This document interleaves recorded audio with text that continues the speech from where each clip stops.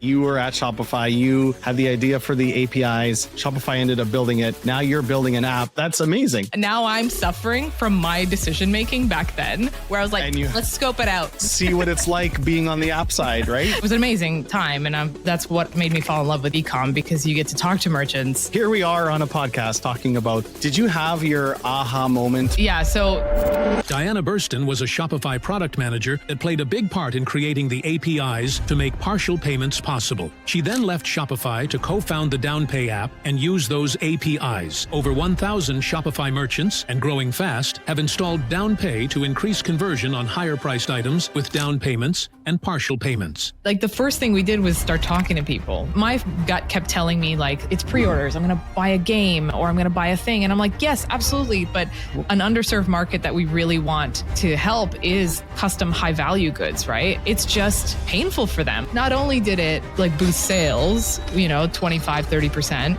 but it also like reduced customer support tickets, because people aren't constantly being like, where's my stuff? Where's my stuff? And another space that has become more relevant as well for us is... Diana, it's so good to have you on the show. I've been excited for this conversation for a while because you come from the mothership. You are at Shopify, and now you're in the startup space. You're building for Shopify and the Shopify ecosystem with people like me and so many others. And so from Shopify to startup, I want to go to right into quick little background on who you are, but then like, what did you see? Tell me about that story. Like, what did you see in the market that made you make that move? Yeah, absolutely. Happy to share. Yeah, I mean, I'm not, I haven't been in e-com for my whole life or anything. I kind of yo-yoed careers until I found the thing that kind of drove me, and did a lot of film and television when I first started, and then moved into IT. And that was actually how I jumped into Shopify. They were looking for someone to head up the IT team. Worked in Toronto at the time, and it was, I ended up building like a lot of the IT teams, and like opening up the Waterloo office, building furniture for the Waterloo office, like getting it all set up. Just like really crazy jobs, because it was like back in 2015. So It was a very different world, and it was amazing. I don't know if we talked about this when we chatted before, but so I've been to that Waterloo office. We probably bumped into each other at some point. I bet you we have. It's just, like you just like, I was in like the IT space, not the like product facing stuff. Right. So behind the scenes kind of person. And for those who don't know, that Waterloo office, you can probably still Google pictures of it, but it was pretty iconic. It was like a Seagram's or a whiskey. I think it was a Seagram's, distillery. And they had like all the barrels for like, I don't even know how many stories, like 2-3 stories. It was, it was super cool. And I love that you kept all of the barrels there. Like, it still felt like a whiskey distillery with desks inside of it and computers. Like, it was probably one of the coolest offices I'd ever been in. So you worked out of that office?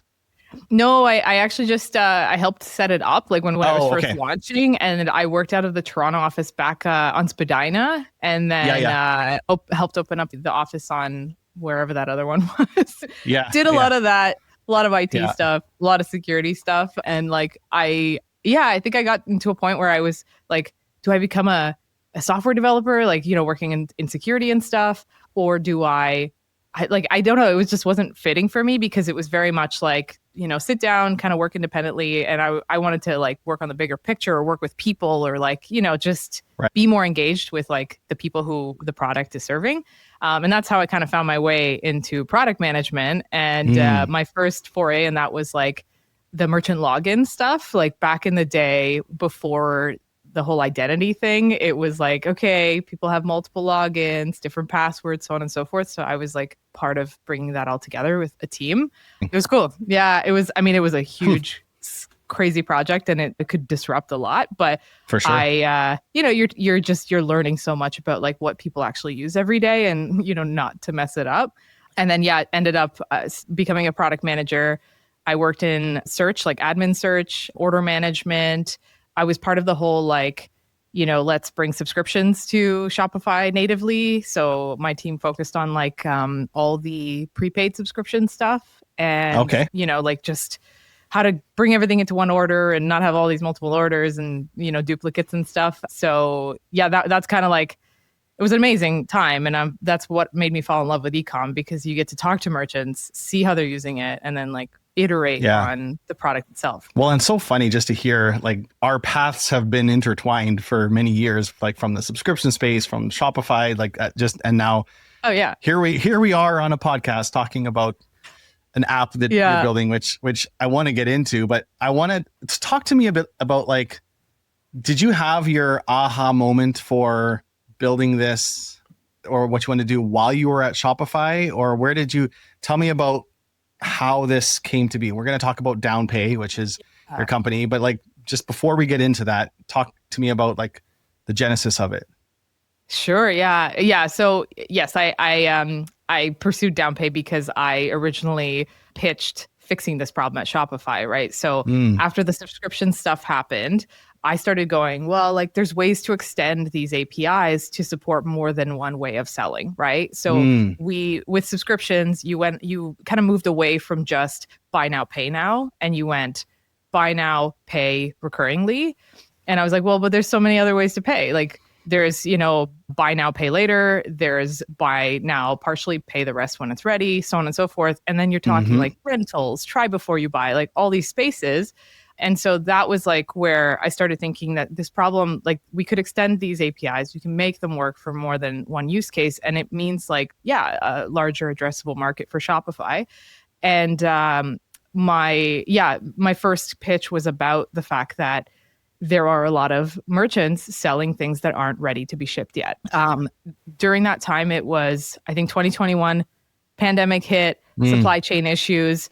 People who didn't even have this problem started having this problem, right? Like people who were like, I understand where my supply chain, I understand when things are coming, I can give people expectations, and they couldn't do that anymore.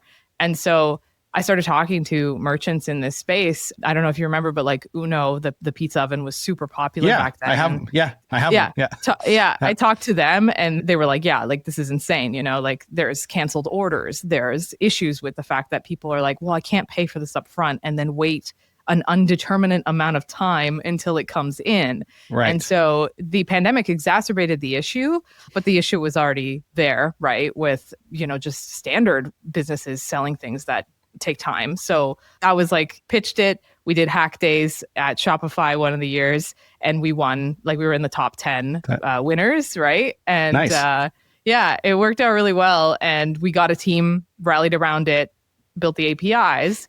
And so, like, yes, my idea came from the fact that I worked on fixing this problem, so I knew it intimately.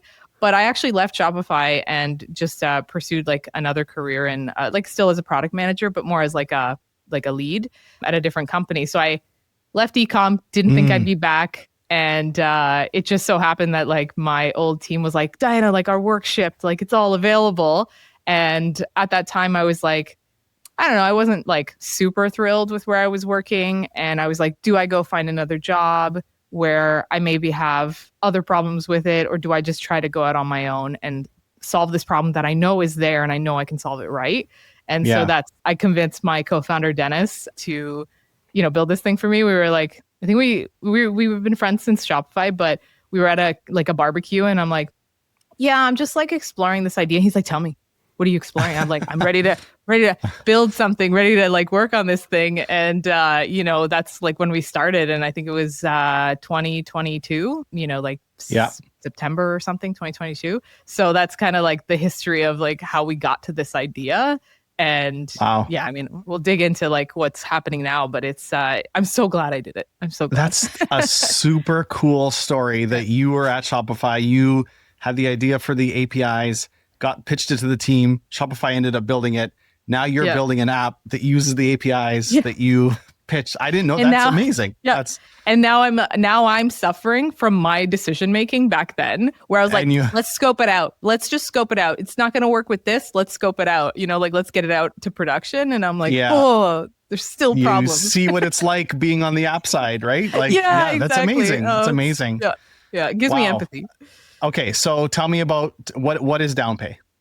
Yeah. So So Downpay is an app for Shopify that enables flexible payments. So what that means is being able to partially pay something up front, being able to defer that entire payment until the future, basically just making it more flexible so that it obviously encourages more sales when people can afford those products, right? So it works really well. Like where we're focusing is high value, custom made to order, bespoke products, right? Like anything that has this inherent delay, it's been fantastic for. So huge furniture industry on Shopify, right? And a lot of them go out of stock or take a long time to build. And easiest way to reduce, hesitation on checkout is, hey, we're not asking you for full money up front. We understand that, we have to build trust with you, and we're going to do this thing, and we're going to charge you the rest when we can tell you that it's actually has a date, right? Amazing.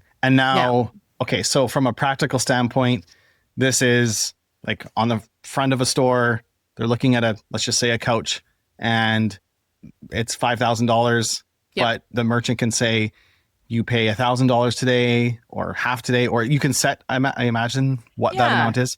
That's exactly it. And then, and then so they check out, they pay the $500. And then when is the balance triggered? Is that adjustable from like on shipping, on when it's ready to ship, or what does that look like? So at checkout, big important thing we do is we store the credit card on file, right? So there's like some payment methods we support, like credit cards and even PayPal Express. And so we store that on file so that you can automate collecting that payment later.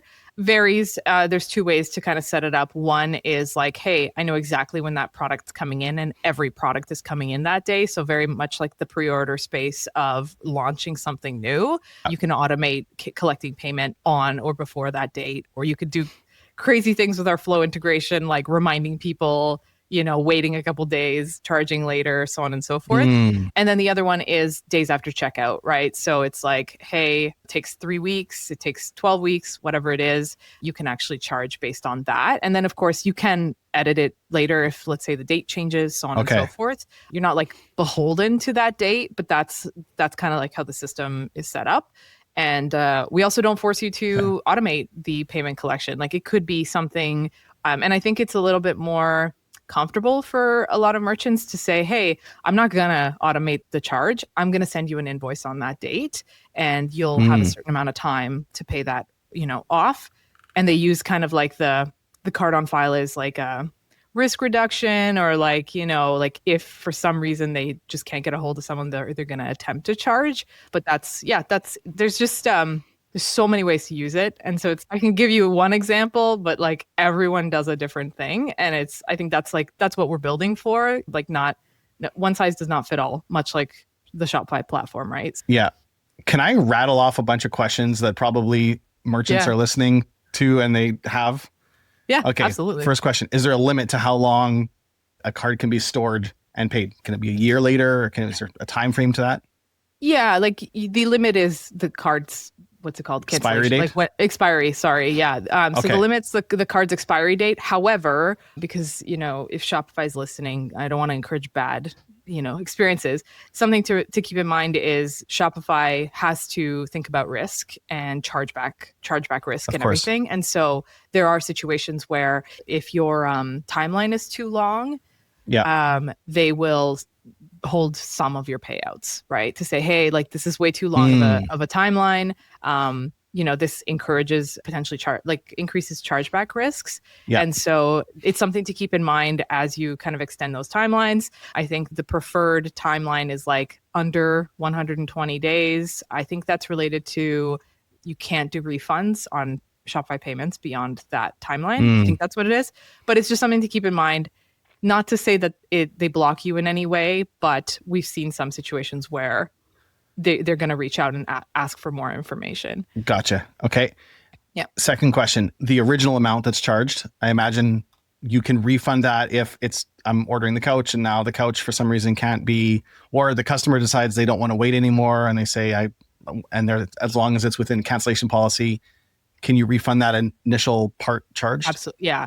Yeah, that's exactly it. Some people do non-refundable, and by non-refundable, it's literally You make it clear in your terms that the deposit's non-refundable. You make it clear in like our app block, like everything, and, you know, kind of encourage people to understand what the expectation is. But if you wanted to do refunds for the end of time, that's totally fine. It's not. Well, you might have a window where it's like a hotel booking or something. You can cancel within X amount of time, but not whatever. Yeah, exactly. Now, what does this look like in the back end? Does it create multiple orders, or does it? What does a merchant see? Like, so let's say it's a $5,000 couch and there's a $500 charge. Where do I see that charge is to go and refund it? Is it just in Downpay or does it show up in my order admin, or what does that look like?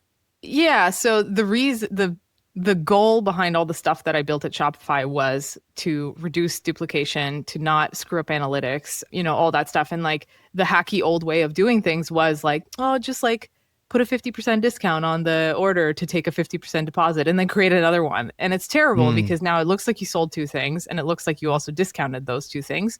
And so this system is entirely, if you sold one couch, it is all in one order, and the partial payment is like broken down and listed in that order in your payments card, right? So it's like fully native, integrated, all that good stuff. The card on file, you can see it in that order itself. You can't see obviously the full card info, and I can't either, but it is there for you to act on within that order. So it's like none of this like weird splitting of data.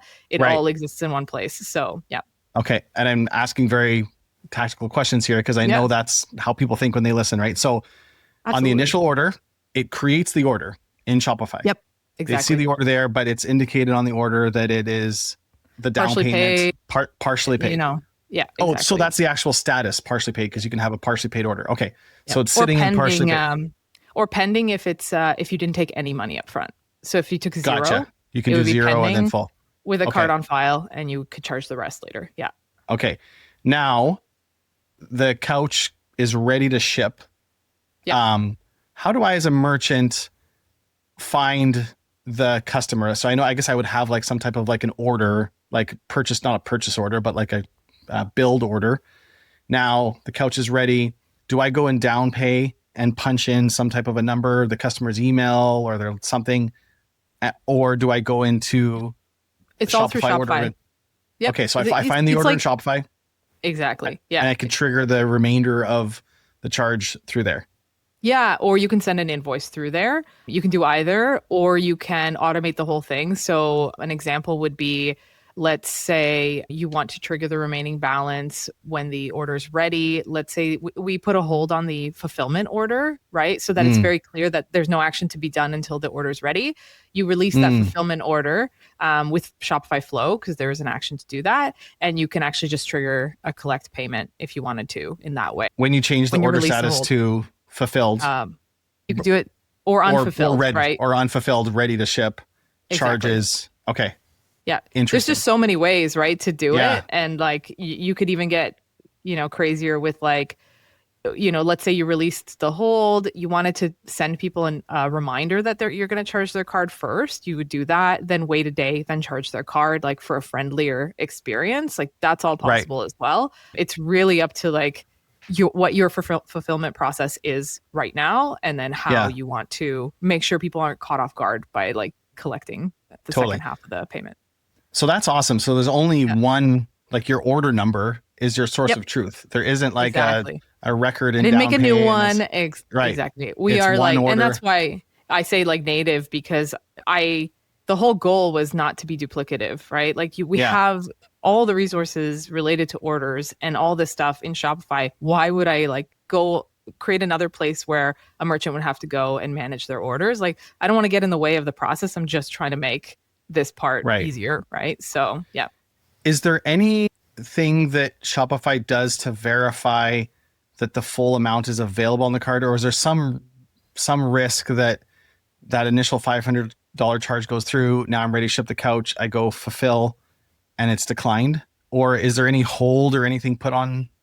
We, once again, have a mechanism to do authorizations. So if you wanted to, you could also build that in, let's say a week before production ends, you wanted to test the card, basically. Yeah. You could authorize the card on file, see if it succeeds for that remaining balance. And you can either keep that authorization and hold it until it's ready, and then you just capture the balance.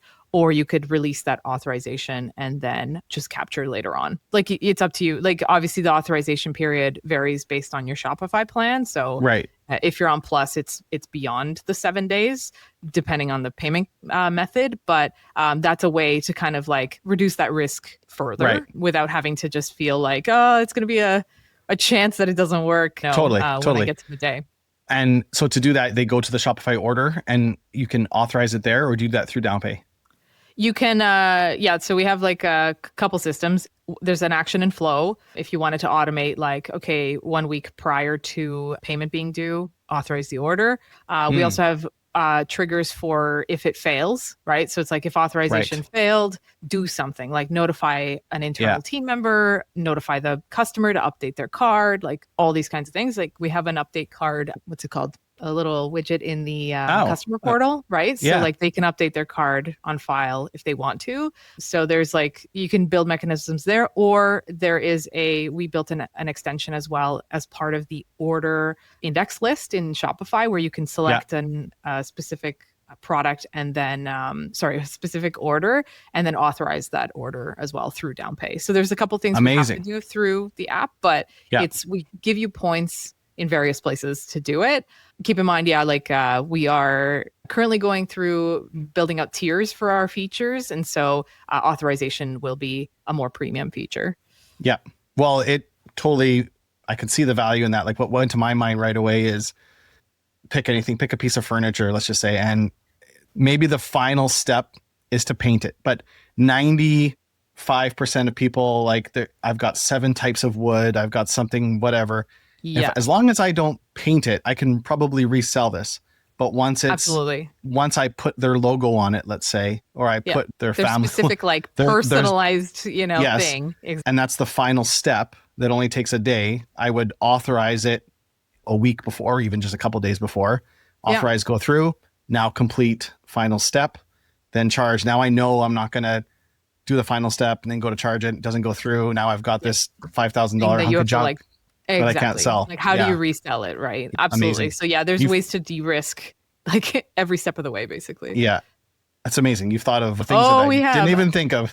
But we did because, we've been at this since, like I think I said 2022, like mid 2022, we started thinking about it. But like the first thing we did was start talking to people, right? Like my gut kept telling me like, it's pre-orders. I'm going to buy a game or I'm going to buy a thing. And I'm like, yes, absolutely. Like there is that use case, but an underserved market that we really want to help is this market of like custom high value goods, right? And it's like, it's just painful for them. Like, their only option right now is to use a buy now, pay later app and lose like 6 to 10% on every sale. Like that's it. And they don't need the loan. Like they don't really need the loan aspect of buy now, pay later. They aren't shipping anything. It's not even ready. They just need a better system for like partial payments and de-risking some of the stuff as production moves forward. Right. And so I'm like, this is the spot that like people really need help, and brands are suffering from low conversion. And I'm like, this is what we really need to build. And so we've been really focused on like making it really great for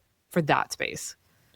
I wanted to get into the buy now, pay later topic because you've been vocal about when it doesn't work. And I've seen you post on LinkedIn and you've done talks about this and what makes Downpay different and better for high ticket items, for those made to order sales versus Afterpay, Sezzle, Zip, Klarna, all of those others? Yeah, it's a hard conversation, right? Because like buy now, pay later serves a huge market. Customers are like, this is great. Like I can afford more things. It does really well at, I want to buy something that's in stock and, I want it tomorrow. Like I want it right away, but I can't afford it, or I, want to split it up. Great. Right. But where it gets difficult is high value products from the merchant's perspective, right? Losing that much, like we have this amazing merchant that makes custom engagement rings out of Vancouver. Her name is Maffoli, Kathy. And, each ring is like $6,000, if not more. And it's painful as a new business to lose that amount of money every sale. And you're like, oh, but the customers love buy now, pay later. And so like, The difference is that there is more for the merchant, to use something like this. We do not charge anywhere near 6 to 10%. We are, reducing that risk, but we are also still allowing you to like entice customers to split their payment and improve affordability. So it works really well, I think, for this space because you're not getting into the crazy interest rates that you feel. And customers see those interest rates too. Like, I don't know if you've like shopped around for furniture online, but some furniture like is way over the limit of what you'll be qualified for, right? And so what are you going to do then? You don't qualify for that, and you do have some money on your credit card. You just need maybe 2 more months to like save up for something. It's so much easier to just say, okay, cool, I can pay for this amount and then defer the rest without risking maybe going into the crazy interest rates if you miss a payment with buy now, pay later. And so like, I'm an advocate for it because I think it can dig you into a deeper hole. And especially for like these expensive products. So it's, I think it has a time and a place. I just think that there has to be a better way for these kinds of systems. And you're buying something that's like premium, high quality, the experience itself with buy now, pay later, just, it feels very much, what's the word? I don't even know what word to think about, but it's like very much like fast fashion and like get it now and whatever. And I'm like, I think good things take time. And so like, that's kind of like the motto I go into this with. And I think that's like, I think there's still, space to make it better and to, improve. Like we have ideas on layaway. We have ideas on like splitting payment beyond this, like, one deposit and one future payment. I have ways to do that already, but, I think automation is going to be absolutely amazing to close that gap between what's missing in buy now, pay later and what merchants need with high value products. So I have a lot of things to say. They're all jumbled, but I really think that, there is a differentiation here, and it is really like the bottom line, that it suffers from just using buy now, pay later. I think buy now, pay later is, so from a lot of merchants that I've talked to who sell, and actually one is a very close family member, sells high-end furniture. And I've talked to a lot of other merchants that used various buy now, pay laters. And the feedback that I've got is actually they see more buy now, pay later purchases for smaller items for accessories. But when someone buys a $10,000 couch, they're putting it on their credit card. Yeah. So it's not necessarily people that use buy now, pay laters are the people that just maybe don't have I'm a fortunate person. I can buy pretty much any piece of furniture I want on my credit card. I don't need a buy now, pay later. I can just put it on my card. Right. I'm not going to use a buy now, pay later service. In fact, I don't even subscribe to one. I'm not even I don't even have an account with one.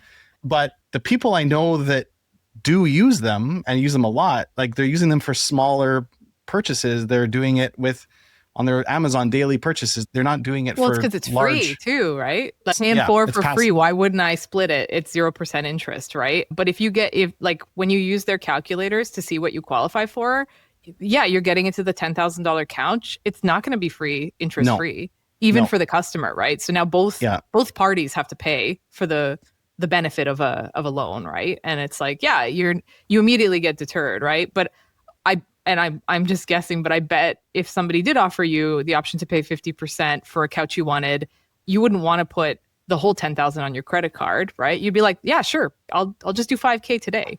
I always do that. Like if it's for hotel bookings or if it's different things, if it's like pay now and pay the rest on, why not?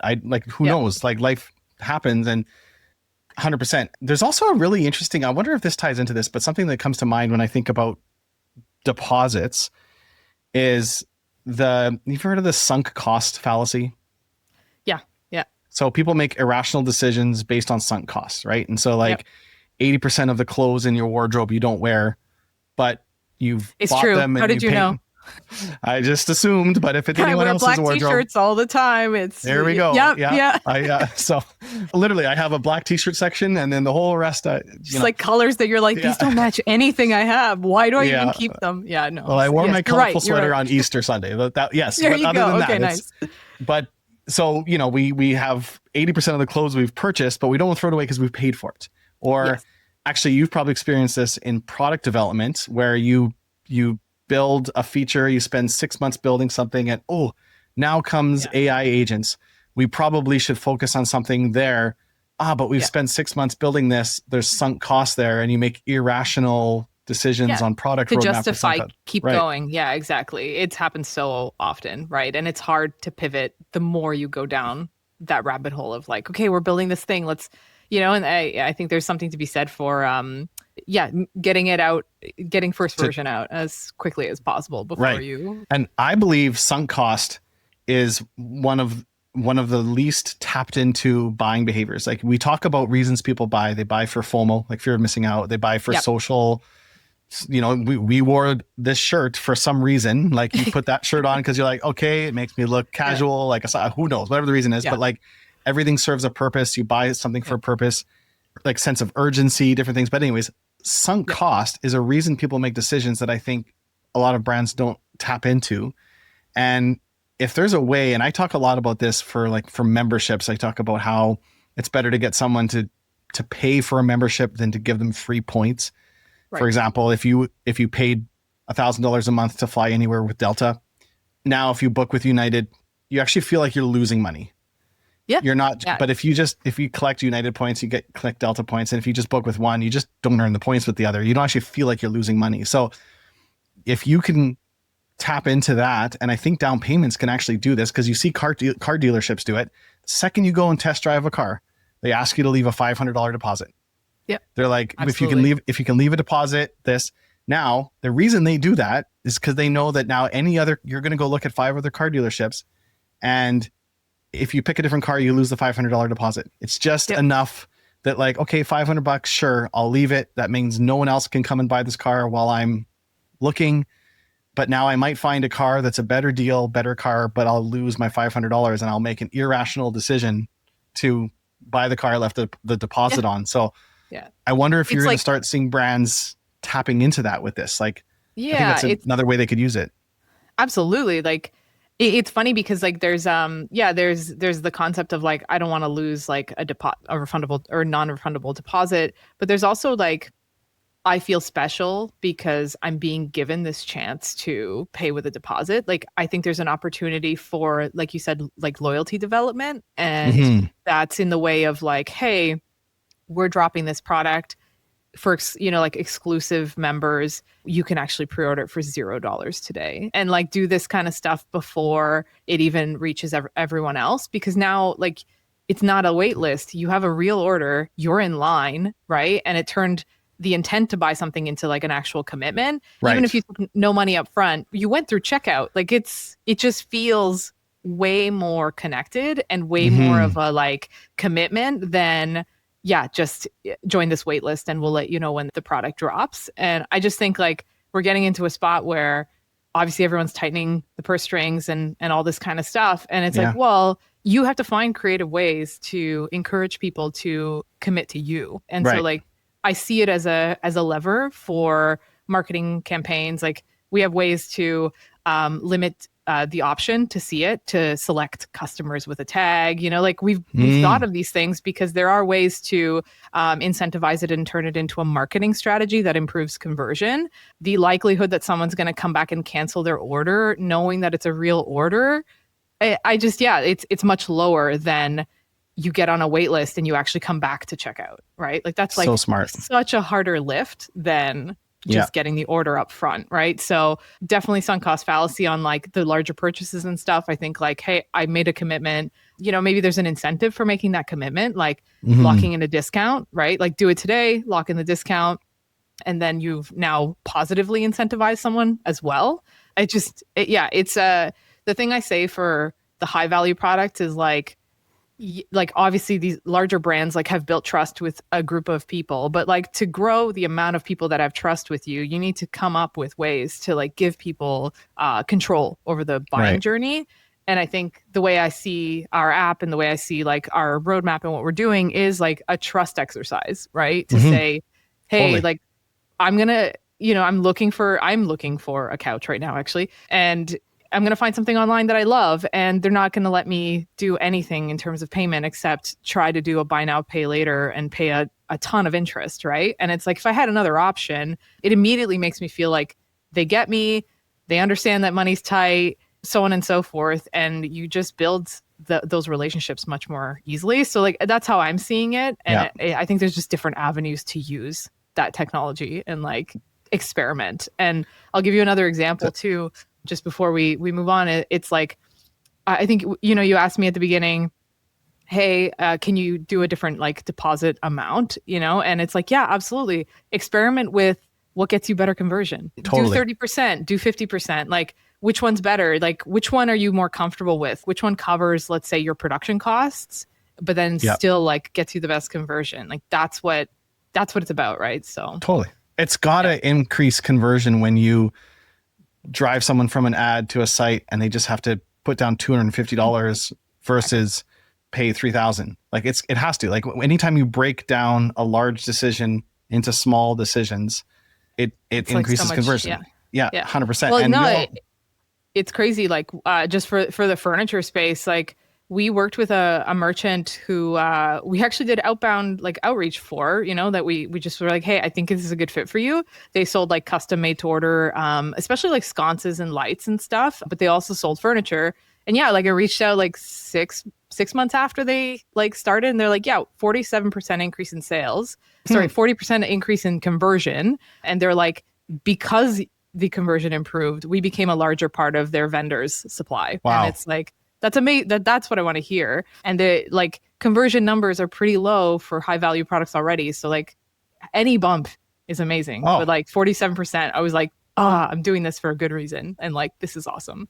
That is amazing. And actually my next question was looking on your site and in various on social, you've had real merchant wins, and you've worked with really cool merchants from saunas, electric motorcycles, a lot of, we keep using furniture as the example, but there's a lot out there. You just mentioned that one, but can you share some other maybe success stories or unexpected success stories that you've seen from these flexible payments, and just what you've seen from merchants using it? Yeah, absolutely. Yeah, I love the sauna space. Like a lot of sauna places are finding us, and we have this amazing one from Vancouver called Nutka here in Canada, and it's really cool. They came over to Shopify, right? And they had this thing. They knew they needed it in order to commit. And I'm like, that's amazing. They already understood that probably 70% of the people that shop will be willing to do a deposit instead of pay in full, or want to do a deposit instead of pay in full. And so this isn't the first time that I heard that, right? Custom made jewelry, anything high value really is it's an expectation. And one of the questions I ask brands after they start working with us is what are you seeing in terms of how many people choose pay in full versus deposit? And it's usually 60 to 70%. So that was do deposit, right? And it's Crazy. That's validating. The other thing I learned, which was related to kind of what we talked about with buy now, pay later, is, and this is just a happy little accident, I guess, where they're when they leave a deposit, is it possible to just hide the buy now, pay later apps so that they can't also do that? And I'm that actually just happens because the partial payment stuff doesn't support buy now, pay later, right? And they're okay, great. Right. I didn't know that that's a wanted experience, but it's because they would lose out on the remaining balance and stuff. And so so for the remaining, so if they pay the first $500 deposit, they can't put the remaining $4,500 on a firm an installment plan or something. Yeah, exactly. And it's I'm thinking to myself, I'm I want to do installments, but I think we can do installments eventually. So that's awesome. But they actually didn't want the ability because they would be losing out on more, right? And so that was a pleasant surprise to see that our target market is this is great. This is actually helping me. And so outside of that, there's just boosts in sales from people who've never thought to use deposits, right? We've had the jewelry space, we have quite a few merchants in that space going, hey, my stuff takes time to make. And so it's they know what deposits are. This is not like a brand new technology, right? It's just, it's something that maybe hasn't been considered a lot in the Shopify space because I mean, it's relatively new as well. So like we're kind of on the bleeding edge of it, but they're like, oh, not only did it like boost sales, 25, 30%, but it also like reduced customer support tickets because people aren't constantly being like, where's my stuff? Where's my stuff? Like you give someone there's less stress. Like if you prepaid like, $5,000, you're like, where's my couch? Yeah. And then another space that, like has become more relevant as well for us is, like you said, bookings. There's people that do really cool workshops around the world or, travel, all that kind of stuff. And like you typically take a deposit to secure the spot. You don't take payment up front. And so like they're also able to, support our systems with that. And they're seeing like really great success with people committing sooner because they don't have to pay up front. So it's it's just like just giving comfort to people buying things, Totally. Like it's less of a panic of like my money's on hold for X number of months. So I can definitely 100% see the value in it increasing, like not just conversion, but also the trust. And like, there's so many things like psychological stuff. Yeah. I guess to flip it on a little bit, the other side, like if someone's listening right now and they're thinking like, okay, this sounds great, but I don't want to complicate my checkout, or I don't know if this is going to like affect UX on product pages and stuff like that. Right. Do you have any advice for implementing it without hurting user experience? Maybe it doesn't really complicate checkout. I don't know. But if someone's thinking that right now. Yeah, I mean, it is pretty straightforward. It is an extra option on the product page or an extra option on the cart page if you'd prefer that. But then once they get to checkout, it's the same checkout. Standard Shopify checkout. Yeah, we don't have extra logins. We don't have anything like that. The only thing to consider is like, I think I mentioned a little bit, and this is just me being very candid, that like we are beholden to certain systems in Shopify supporting partial payments. So Shop Pay doesn't, Apple Pay, Google Pay, like these accelerated checkout systems don't support it yet.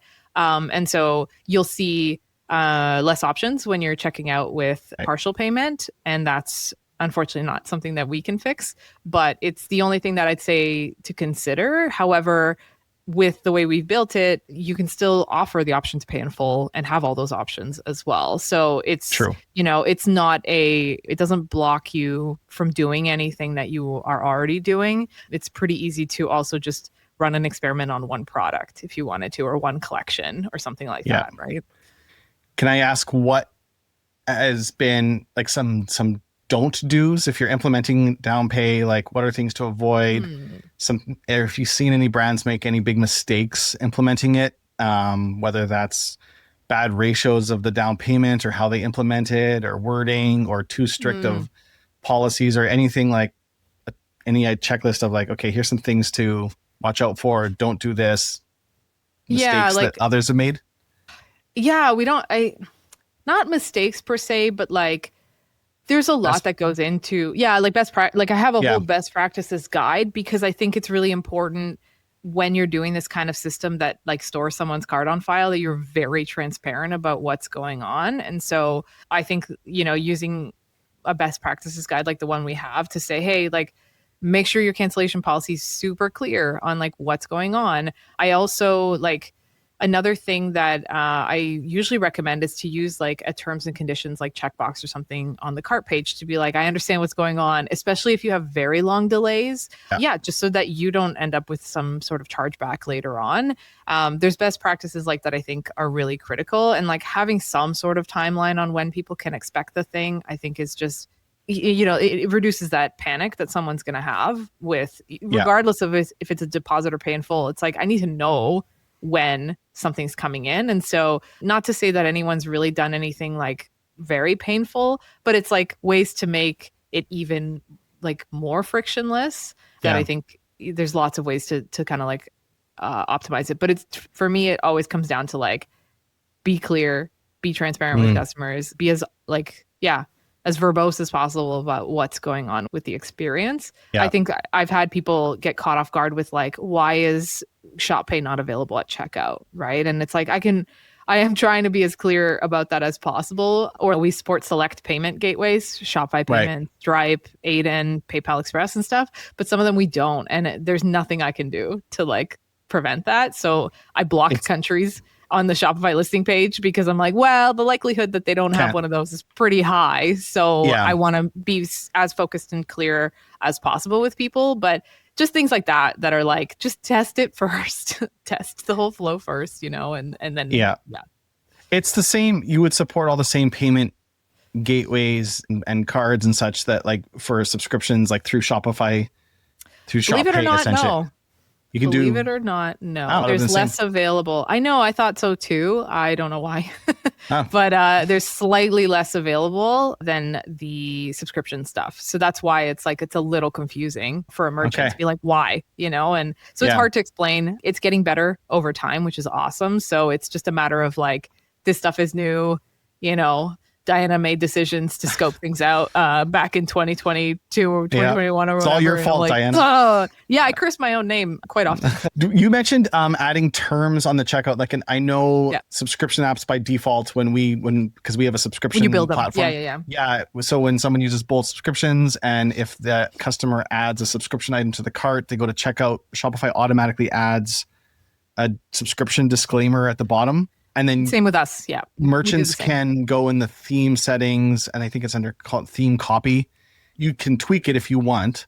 You can. So Downpay adds that automatically, or Shopify adds it for Downpay? Yeah.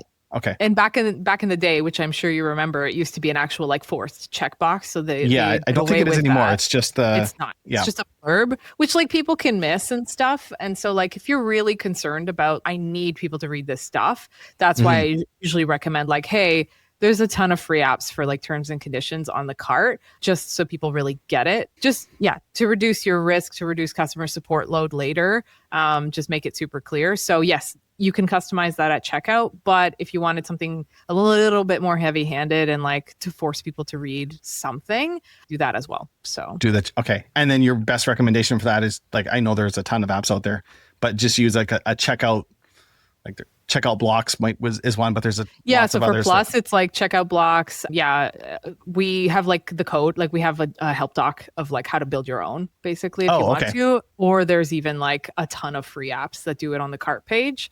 There's like so many different ways. So yeah. Gotcha. Okay. I've learned a ton. I mean, so Downpay, I think, can I share like the numbers? I think you've posted this publicly, right? You put in some GMV numbers for year one. Oh, yeah, absolutely. That's not secret, right? Yeah. So you Downpay processed through down payments 50 million in GMV year one on your launch, which is amazing. That's first of all, like huge kudos. I can only imagine like what year 2 and year 3 is going to be. So what's been the biggest driver of growth? And then like, what does success look like for Downpay in the next year or two? Yeah, driver for growth has just been, honestly, it's been organic inbound. We've had like a lot of interesting merchants who are migrating to Shopify go, hey, I need this thing. And it's funny because Shopify is recommending us, you know, like when there's certain customers that come in, but I don't know who's recommending, who do I have to thank? You know, it's just like, I wish I had a closer connection there. So that's been awesome, but also would love to nurture that relationship. I think it's super powerful because I see it as like, I see apps as a way for Shopify to be like, hey, like we'd love to partner with you and work with you to solve this problem because we're focused on this for the main platform, right? Like that's what the App Store was all about. And so like that's been great as an organic growth driver. Obviously the App Store has been great, but like even agencies find us through like my posts, my YouTube, my very limited videos on YouTube, which I do plan on making more. It's just time. Yeah, and I hear you. Yeah, but it's like, you know, now we're getting to a point where I think there's like really powerful app partnerships to build that there's just really complementary features that work really well together. So like, I'll give you a couple examples because I love how well it worked for some of these. So one of them being we partner with Angle 3D, which is like a configurator app. Oh, yeah. And like cool guys out of Montreal.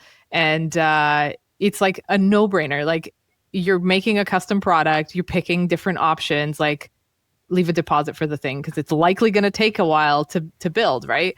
And then there's another great app that we just recently started working together called Flare. They let customers choose a delivery date, right? So it's like if the customer chooses to get their hot tub delivered for the seat, like maybe October or something, they can they can give the option to defer payment or split payment or whatever with us. So I'm seeing all these really great like complementary features, and I'd rather partner with like really strong and really valuable apps than like, okay, let's build everything and try to like do this thing all ourselves. So that's going to be, I think, huge. And I think it's going to, level us up to the next phase of being a startup. And then agencies as well have been great. Like they come back to us with different customers because we're just like, we're the people that like, they can just ask everything and we are the experts of the thing. So they can lean on us to kind of get things going for different brands. So that's been awesome as well. So going to keep trying to like build those and nurture those and try to get more videos out on like some of the stuff that I said. Cause like, I don't like that people are surprised that we can do this stuff. I want it to be out there and be like, hey, here's all the things you can do with our platform. And I think we don't do a great job of that yet. Well, you'll get there. The 3D ones, I mean, are a perfect fit. The ones that come to mind, 3D Kit, Next Tech AR. There's a bunch out there, but that makes total sense. Yeah. I think we're right at time here. I got through about half for days. I got through about half of the questions, which is pretty good. But I think, you know what, it's sometimes it's how they go. But is there anything, let's end on, I guarantee you there's people listening right now who would love to try this. And I would think, honestly, we talked a lot about these really high end things, but like even for probably items in the few $100 space, it probably doesn't hurt to try. And like I imagine the lift to install it is relatively low. Like, can you be up and running in hours, minutes? Oh yeah, absolutely. I think it's, we've built it in a very self-service way. And I think that's it's been one of the best decisions we made because I don't want to stand in the way of people just getting started. I love building relationships with merchants and, really understanding the problem because then it makes the product better. And so complexity of the app is can be higher if you want it to be, right? Like we have an API, we have Shopify Flow workflows. Like you can really scale it depending on what you're looking to do. But if you wanted to do a test, it's you can get started in several minutes, and then if anyone is interested, please connect with me. I'm happy to chat your ear off about. Obviously, I love it. Where can people go to learn more, to install it, try it? How much does it cost? If someone wants to get started, give me all the details. Yeah. So, connect with me on LinkedIn, send me messages. I'd love to hear from you. It's probably the easiest way to contact me, or my email, diana@highpound.io. Highpound was our old name. I'm not going to get into it. We're now doing just Downpay. That domain redirect is going to be a pain, but we'll have it all in the show notes as well. So yeah. And then our website's getdownpay.com. So you can review that and see some of the details. We're actually going through a major redesign of our brand and everything. So it's going to be really cool. This is first half of the year. So that might change. So that'll be fun. And what else did you ask me? I think any type of a free trial, or how does that work for? Oh, yeah. So I think, you'll see it on the app listing page. We have a 14-day free trial. It's $9.99 to start with a nominal transaction fee. However, we're making strides right now to build better tiers and clearer pricing. I think we've gotten a lot of feedback on hey, I don't want to do the math in my head of what this will cost me. So we're moving towards that, hoping in the next month or two. So it'll be easier for you to self-select plans. But anything over $100K a month in those kinds of sales, we always do custom pricing as well. Makes sense. Yep. Diana, this has been so fun. Thank you so much for the time. I wish you so much success. I think what you're doing is amazing. And thank you. Hopefully this helps spread the word a little bit to our listeners, and just really thank you for the time for coming on. Yeah, thank you so much for having me. This was a blast. I can talk all day about this kind of stuff. So I love it. All right. Take care. Thanks.